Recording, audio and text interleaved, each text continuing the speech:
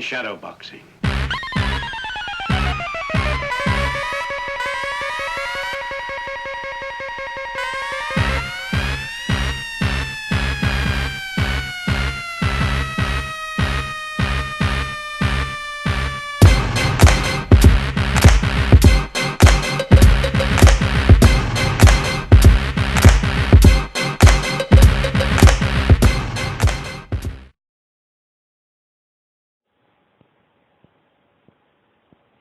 Hey, what's happening, guys? Shadowboxing TV. This video, I'm going to talk about Adrien the Problem Broner. Or is it Adrien Broner's problem? Now, in his last fight against Sean Porter, going into that fight, in my mind, I didn't really give Broner a chance. And the reason I didn't give Broner a chance in that fight, well, I didn't make a video because I didn't have a YouTube channel at that point, so I didn't make a prediction video. But the only proof I've got that I didn't pick Broner is I got a betting slip. So I won some easy money on that fight. I picked Porter, and yeah, I won some money on that. That's the only evidence I got, a betting slip. Anyways, so like I said, going into that fight, I didn't give Broner a chance. I didn't think he'd be busy enough. I thought he'd be very gun shy. Didn't think he would be able to handle Sean Porter's pressure and aggression. From what I saw of Broner, and even now my opinion is still the same, I think when he comes across a live opponent, he's just gonna not throw enough. He's gonna get gun shy. He's not gonna let his hands go. I mean, you look at the fight with Daniel Ponce de Leon. When the pressure was on, when punches were being thrown, Broner seemed to get a bit gun shy. Then you saw in the parts in the fight with Gavin Reese. Gavin Reese put the pressure on Broner from the first round. Yeah, okay, he got stopped later on, but it was glimpses of it. Going into the fight with Malignaggi, Paulie Malignaggi, Broner gave all the hype, all the talk. He promised he would knock Malignaggi out, and then when it came to fight, you saw Malignaggi, who's known to be a light puncher. He's not known to be a puncher. He's known to be a feather-fisted fighter, however people want to put it. But, I mean, Broner wasn't letting his hands go in that fight either. It was a close fight that many people thought Broner won. Some people thought Malignaggi won. And then there was some that thought it was a draw. I thought Broner just took it, but anyways, you saw in that fight, when the pressure's on, when the punches are coming, Broner gets gun shy, and he doesn't let his hands go. Then, from Malignaggi, straight to Marcus Maidana. And that was basically a fight where it was a bridge too far.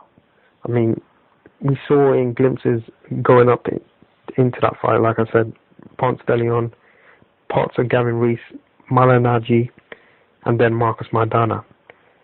Now, after the Marcus Maidana fight, I actually thought to myself, we've seen it more than once, and when you see something more than once, more than twice, then you almost, it's like Amir Khan, he's been knocked down in numerous fights, and then you've seen it, you know it could happen again. But going into Porter fight, I wasn't going to fall in for the hype. I heard on online interviews and predictions of Broner's having a great training camp. He's got Floyd Mayweather in his corner.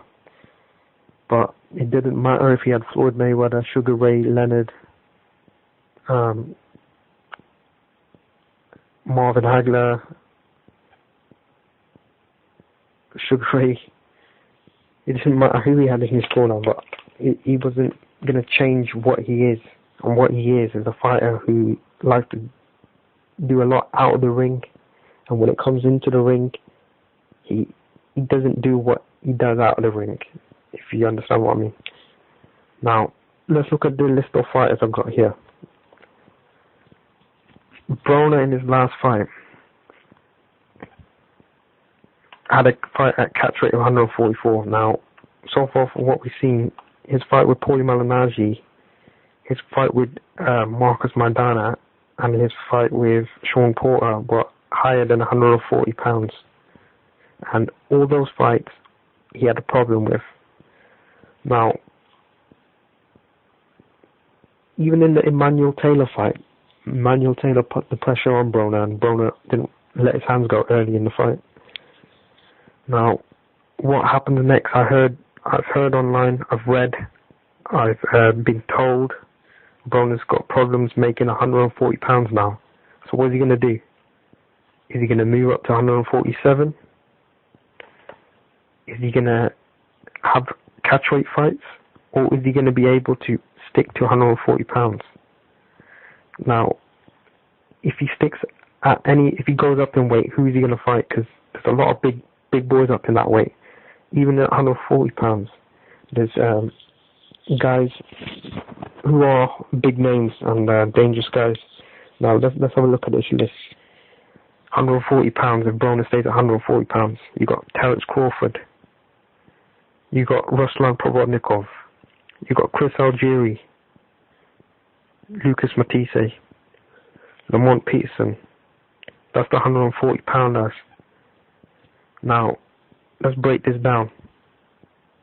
There's different promotional with certain fighters, like you got Top Rank, who's got Ruslan Provodnikov and Terence Crawford. How is that fight? Can those fights happen? Or I don't think they are going to happen anytime soon. But I don't see Broner beating Terence Crawford if that fight was to happen. You got Provodnikov. You think he can put enough pressure on Broner to make Broner be gun shy as he was in his fight with Maidana? I think he can.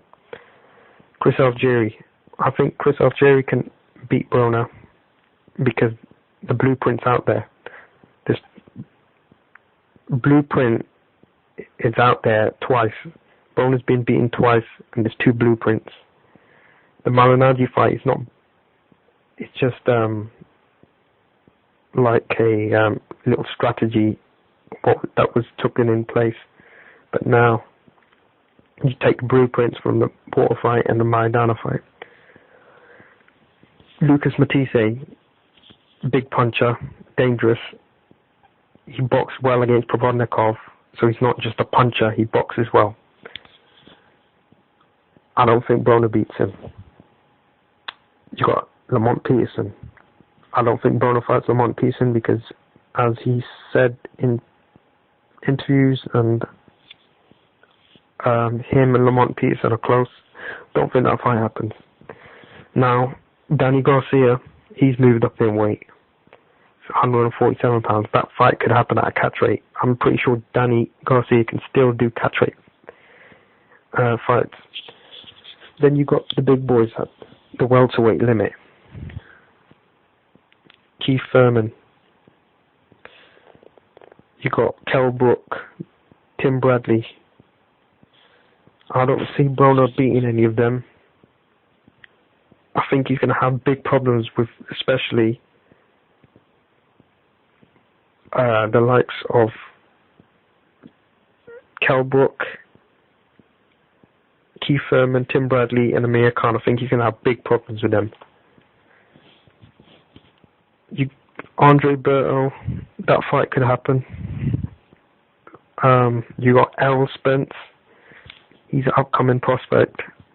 he sparred Broner before, and there was rumours previously that Errol Spence knocked Broner out in sparring, and by the knockout in sparring was not just a knock down, he was knocked down for over 10 seconds apparently. Now that's what the rumour was. In an interview, Errol Spence clarified recently, it was a few months back, that he did in fact knock Broner out. That fight, we have to see where Errol Spence is, but that's like a 50-50 fight. You got Devin Alexander. I don't think that fight happens either, because Devin Alexander is trained by Kevin Cunningham, and Kevin Cunningham is cornered Broner he's in the team for when Broner's fighting as well. So I don't think that fight's happening. I think they're close. Amir Khan. I think Amir Khan wins the fight against Adrien Broner by clear unanimous decision. I think if that fight was to happen, you're going to get a lot of mouth coming from Broner and not enough backing up when the fight comes. I think Broner's going to talk it up when the fight comes on. When he sees Khan's hand speed and pressure, he's going to get in his shell and not throw enough, and he's not going to be active enough. I don't see him knocking Khan down, because I don't think Khan's going to be there. I don't see Broner committing himself to try and knock Khan down. You got Robert Guerrero. In his last fight, he had a tough fight with somebody who you wouldn't really put in the same level name-wise with him, and he had a tough fight with him. Now I think Robert Guerrero needs another fight with somebody of note, and then he can get his name back in the hat. I think he gives Broner big problems, because if you look at the fight that he had with Andre Berto, and if you look at the fight with Keith Thurman, he's a tough guy, Robert Guerrero, and he always comes to fight. Now you got another prospect. You got Saddam Ali. He's I think with top rank. I don't know if that fight could happen, but he's 147 pounder. I think from what I see, he's got a good jab, and I think that's a fight that we'd have to see where Saddam Ali is. I think he beats Broner as well. Now you got Manny Pacquiao. I don't think Pacquiao will ever fight Broner, because I don't think that fight can be happen. But if it did, I've got Pacquiao by knockout or TKO. I think if anybody believes Broner can do what Mayweather did to Pacquiao, they're wrong. And I think if Pacquiao's to knock anybody out, it's Broner and Khan. I think that's the two people he can knock out if he was to fight them. You got Marquez. I think Marquez is going to stick around for one more fight, possibly against Kell Brook for the world title. Otherwise, he's going to retire, I think. Brandon Rios. Can Brandon Rios apply that pressure on Broner as done by Paulie Malignaggi, Marcus Maidana? I think he can, but I think Broner will have success in that fight. Danny Garcia, that's a fight now. If you was to talk about this fight a year ago, 2 years ago, I would have picked Danny Garcia. But ever since Danny Garcia's last two fights, he's had problems. It seems it doesn't matter about the punching power, because he banged with Lucas Matisse, but then when he came against Herrera, he's not a big puncher at all. He struggled with him. And then he had a close fight with Lamont Peterson. I think Danny Garcia needs to get a couple of wins, get himself back in the hat He's got a fight coming up with Paulie Malignaggi. We'll have to see how that goes. But anyways, guys, Adrien Broner, who does he fight next? What weight does he fight at? Out of this list of fighters, who do you think Broner beats? And who do you think Broner should fight next? Who do you want him to fight next? Can any of these guys knock out Broner? Leave your comments, like, subscribe. Shadows Boxing TV, and I'm out.